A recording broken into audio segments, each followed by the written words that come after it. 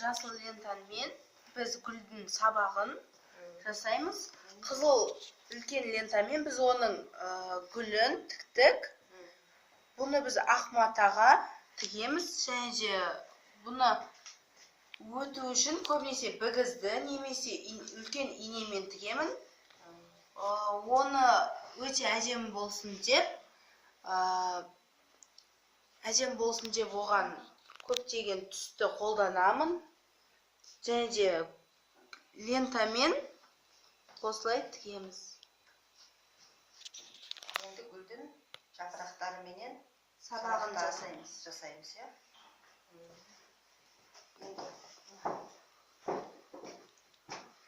Бұл гүліміз қандай гүл деп аталады?